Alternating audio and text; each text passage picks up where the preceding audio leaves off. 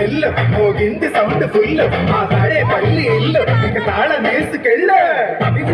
ఇల్లు అయితే ఎళ్ళు పదుపు డల్లు నువ్వు తప్పుకుంటే మేలు ఇక పైన కోలుకెళ్ళు జరుగు జగన్ జరుగు జగన్ గాడి చెయ్యి కుర్చీ జనరాజ్యం వస్తున్నది ఎన్నికల్లో గెలిచి